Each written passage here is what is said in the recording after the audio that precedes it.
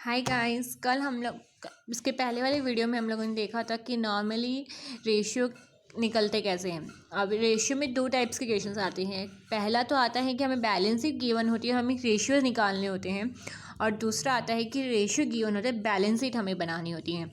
तो अभी इस वीडियो के अंदर हम देखेंगे हमें पास रेशियो गिवन है तो हम बैलेंस शीट कैसे बनाते हैं। फिर नेक्स्ट के वीडियो में देखेंगे कि बैलेंस शीट से रेशियोज कैसे करेंगे और इस एक क्वेश्चन में हम सारे रेशियो कवर कर लेंगे। जैसे हम एक क्वेश्चन लेके चलते हैं, ये वाला। इसके अंदर हमें बोल रहा है पेपर है provision fund from the information of Nikhil limited. Working capital है हमारे पास 1,20,000 रुपये। रिजर्व एंड सरप्लस है हमारे पास 80,000 रुपये। और हमारा बैंक ओवरड्राफ्ट हमारे पास 20,000 रुपये है। फिक्स असेट्स है हमारा प्रोप्राइटरी फंड का 0.75 है।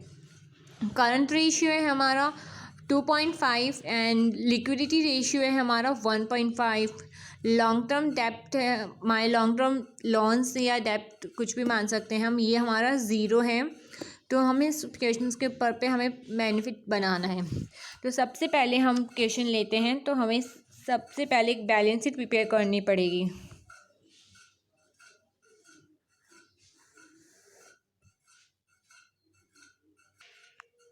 तो यहाँ हमने एक बैलेंस शीट रेडी की है क्वेश्चंस के अकॉर्डिंग। सबसे पहले हम लेंगे इक्विटी एंड लायबिलिटीज़, और जो ये हमारी हेडिंग होती है इक्विटी एंड लायबिलिटीज़ वो पूरी कैपिटल एक्ट्स में आती हैं।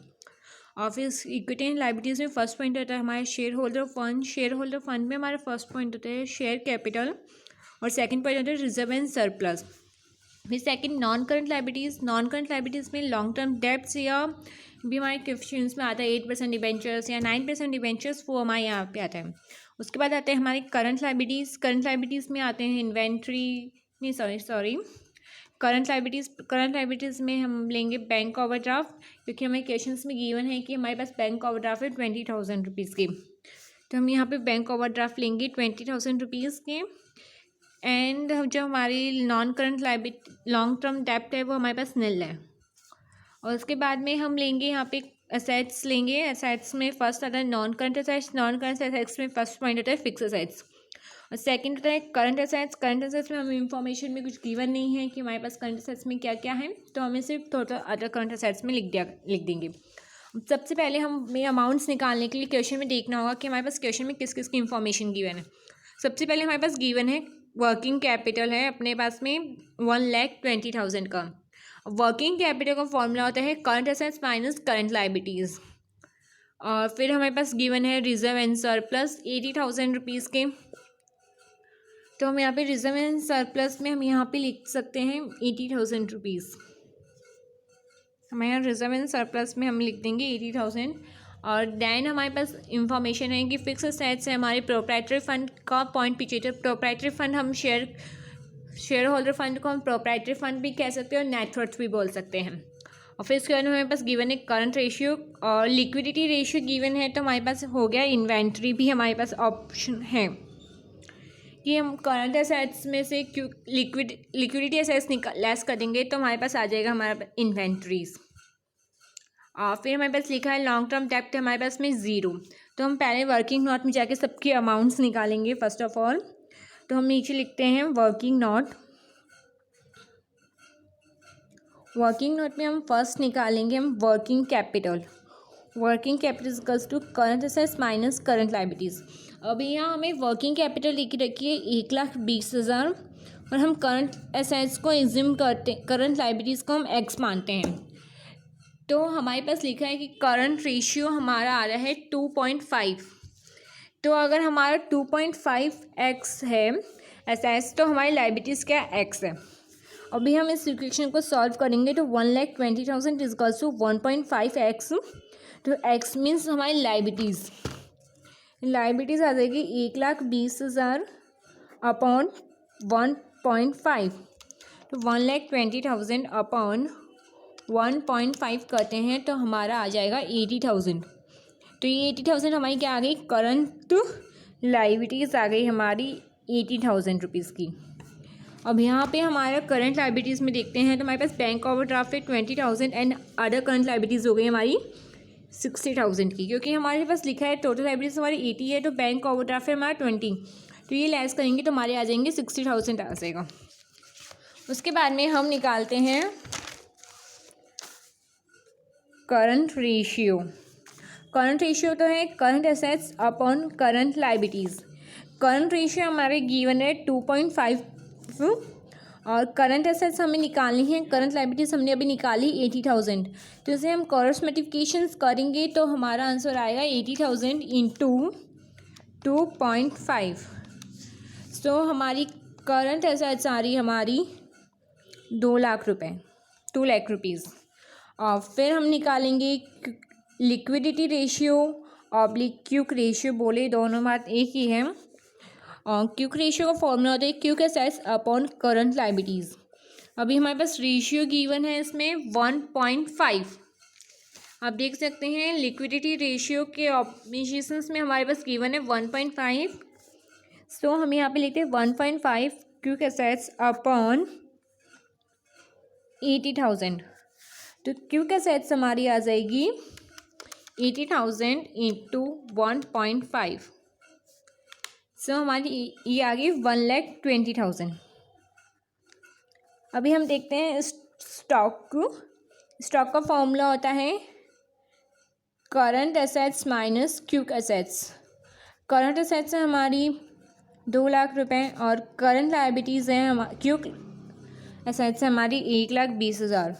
तो हमारे स्टॉक आ गया 80,000 का। स्टॉक बोलते हैं इन्वेंट्रीज हमारी 80,000 की आ गई। तो हम यहाँ इन्वेंट्रीज में लिख देंगे 80,000 और हमारा अदर करंट लायबिलिटीज़ बच जाएगी। हमारे 2 लाख आई थी, 2 लाख में से 80,000 लेस किया तो 1,20,000। अभी नेक्स्ट क्वेश्चन, हमें सबको इन्फॉर्मेशन हो गई, बस हमारे पास एक इन्फॉर्मेशन बाकी है कि फिक्स एसेट्स प्रोप्राइटरी फंड का 0.75 है। यानी हम प्रोप्राइटरी फंड, ये ऑब्लिक मतलब शेयर होल्डर फंड को अपन एक्स मानते हैं। तो हम मान के चलते हैं कि अगर हमारा प्रोप्राइटरी फंड एक्स है तो हमारा फिक्स एसेट्स हो जाएगा 0.75x।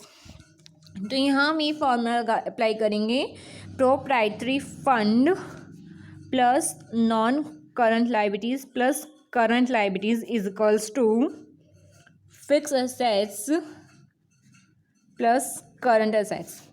प्रोप्राइटरी फंड अब एज्यूम करके चलते हैं हम X plus non current liabilities हमारे पास 0 है। यहाँ पे नॉन करंट लायबिलिटीज़ हमारे पास 0 है तो हम 0 लेंगे। करंट एसेट्स हमारी आती है 80,000 equals to fix assets 0.75x plus हमारी करंट एसेट्स आती है 2 लाख। इसका सिमिकेशंस करेंगे तो x minus 0.75x equals to 2 lakh minus 80,000। तो 0.25x इक्वल्स टू 1,20,000। तो हमारा x आ जाएगा 1,20,000 अपॉन 0.25। सो ये हमारा आता है 4,80,000। मतलब ये हुआ कि हमारा प्रोप्राइटरी फंड आएगा 4,80,000 का।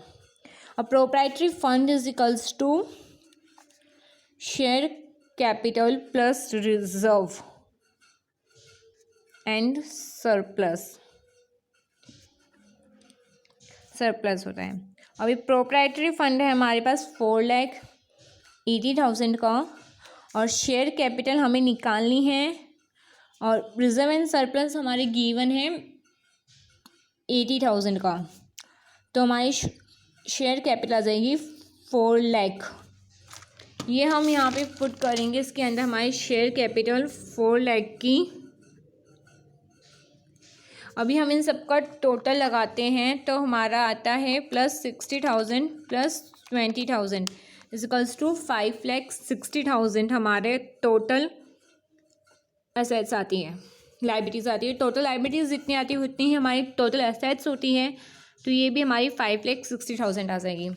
अभी हम निकालते हैं हमारा फिक्स एसेट्स। फिक्स एसेट्स लिखा है कि प्रोप्राइटरी फंड का 0.75 है। प्रोप्राइटरी फंड है हमारा 4,80,000 इंटू 0.75 निकालते हैं हम तो आता है 4,80,000 इंटू 0.275 3,60,000। तो हम यहाँ लगाएंगे 3,60,000 हमारी फिक्स असेट्स आती हैं।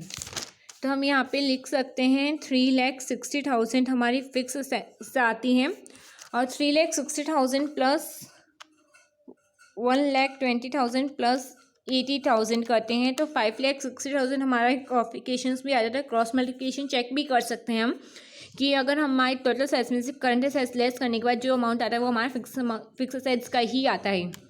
तो ये क्वेश्चन बेसिकली इस तरीके से होता है। इसमें एक और क्वेश्चन लेकर मैं नेक्स्ट वीडियो में आपको ये चीज़ गिवन कर दूँगी कि इसके अंदर तो हमें सिर्फ 3 ही फॉर्मूलाज गिवन थे कि करंट रेशियो इतना है, क्विक रेशियो इतना है और फिक्स असेट्स प्रोप्राइटरी फंड का 0.75 है।